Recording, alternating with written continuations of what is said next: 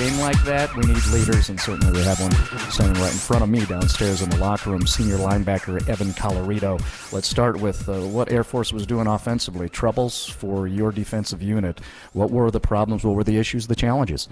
I mean, I don't know exactly. We got to see the tape and, break it down from there. But it was just tough, stuff in the inside, making sure we had guys in the quarterback and it's the full option. So, like I said, I don't know exactly what was going wrong, but we'll find out tomorrow. What do you guys have to do as a defensive unit after what happened out there on the football field? What do you have to think about mentally in terms of your approach in the future?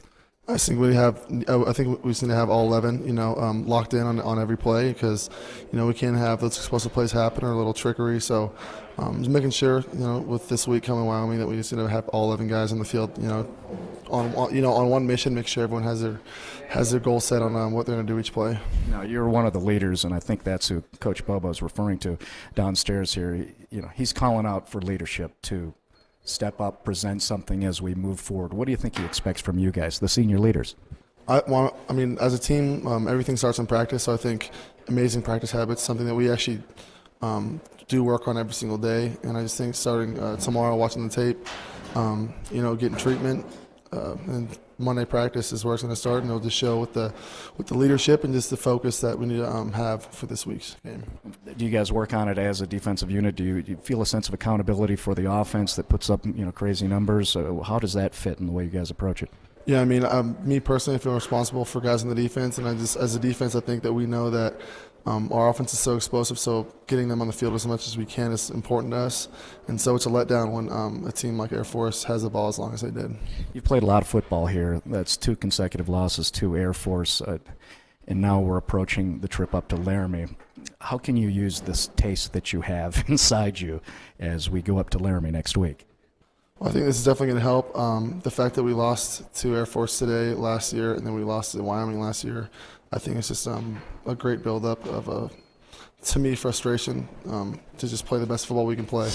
I'm with senior wide receiver Michael Gallup. Another nice game, but surely that wasn't a great experience for you.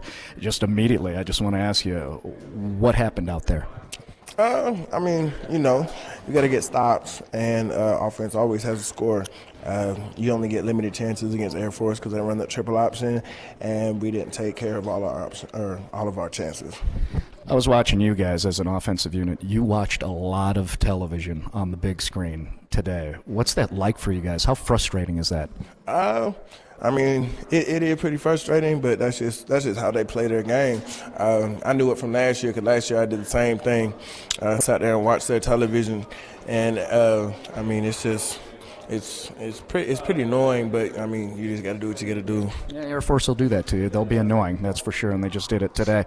Offensively, you had a strong first half, and then it seems to be a little bit of a trend of maybe settling down a little bit in the third quarter. Am I reading that wrong? What's going on? I honestly have no clue. I just go out there, I get the play call, and I do what Coach tells me to do. I don't know if we always slow down or what. I don't know. We just be having bad third quarters. You've been insane, putting up crazy stats, and that becomes the expectations, right? And now you're just above average. What are your perspectives on that? Shoot, everybody has those games, everybody has those days, and when I go out there, I try to be the best I can be, and I did that today, but team-wise, the whole team fell short.